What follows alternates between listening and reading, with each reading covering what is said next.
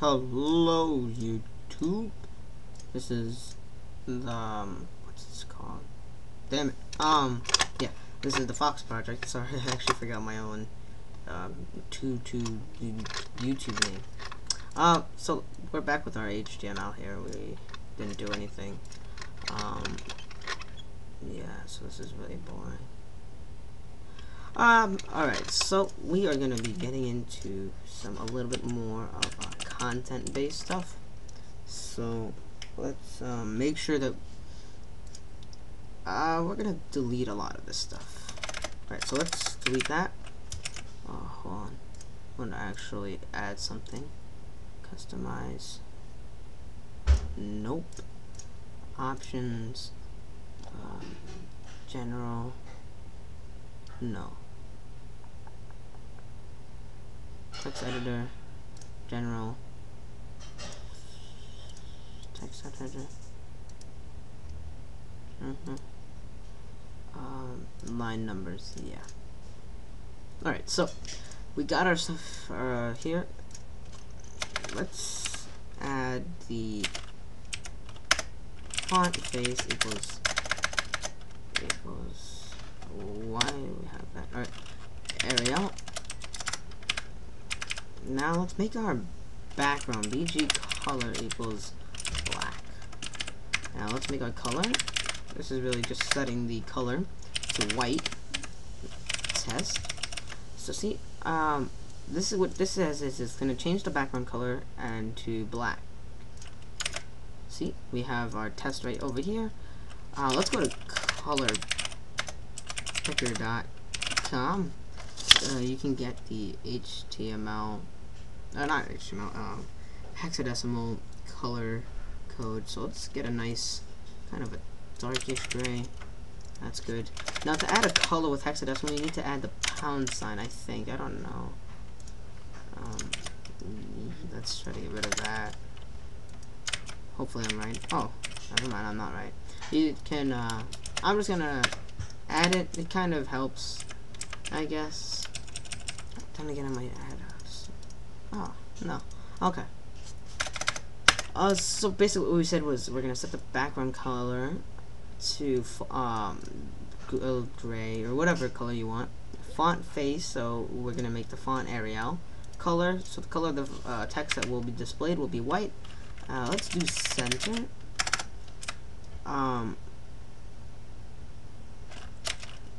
B test. Now you will find out what B means in just a second. Let's add H1.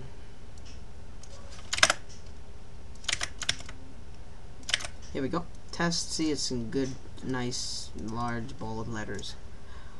Basically, we already know what this means. We explain this heading. I don't know what it is. Let's just quickly find out. W3 schools. You can use this to find the basic syntax of HTML. Headings. Oh, it's heading. Okay. You can use this for a lot of stuff. We're gonna be going into a lot of this kind of in depth, I guess. Not in depth. We're just gonna brief through some of the basics, and then we're gonna get into more advanced stuff like forms and input types. Yeah, so we'll be getting into that later. But for now, we're gonna be talking about more of these basic tags. Like we can also do this BR, which means break. It will add a little break in our text. So let's make it a heading 2 with the bold. This will make it bold. You can make it not bold, bold test. So you'll see how the text kind of shrinks a little bit, not by much. Let's just keep doing this till 3. I don't think there's any purpose of using the heading tag after 3. You can use 4. Basically, as you go up, the text becomes smaller. Yeah, there's not much more of a purpose to use it after 3. If you use 4, it's kind of useless. Now, we don't have to have this a bold text. We can have it as I, which will italicize our text, and I think S strikes it through. yeah, it strikes through. And let's add underline slash U. I think that's how you do it. I know it's not UL because that would make no sense considering UL is unordered list. Yep, there we go. That's underlined. So you guys know the basics of this stuff now. Basically, U is let's just use basic commenting.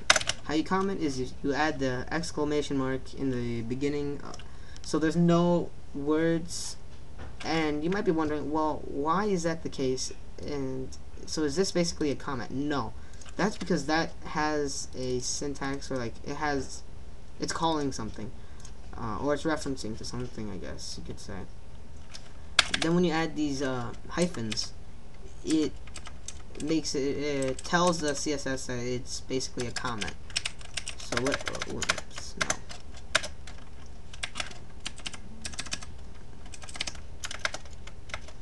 So whatever you put in here will be a comment. So U equals underline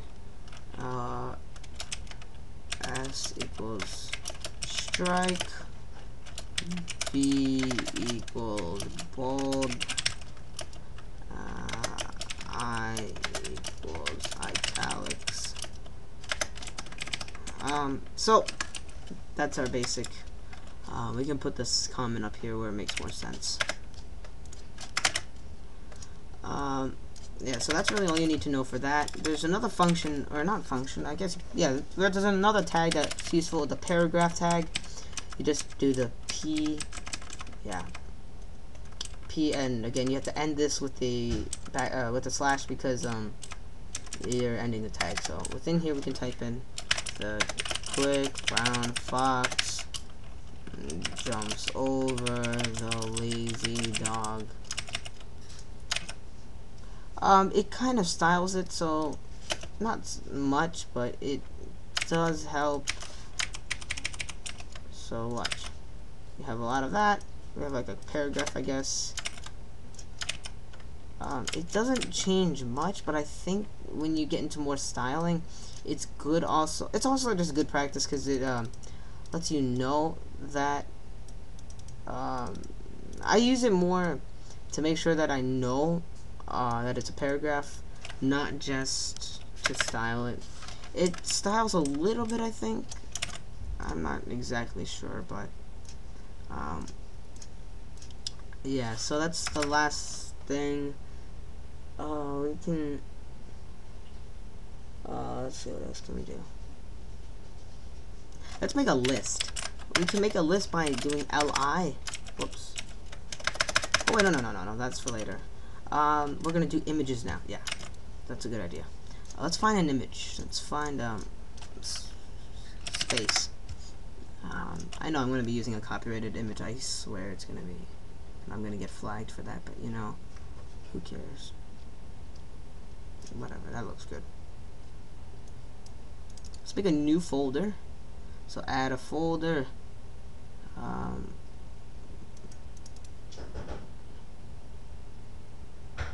New virtual directory. Oh, no. Do I seriously have to do this? New folder images.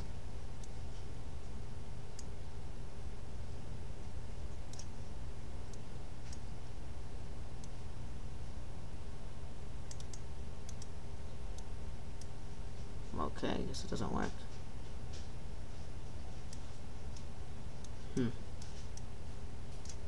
Alright, well, we gotta go into our my websites. Where is our website?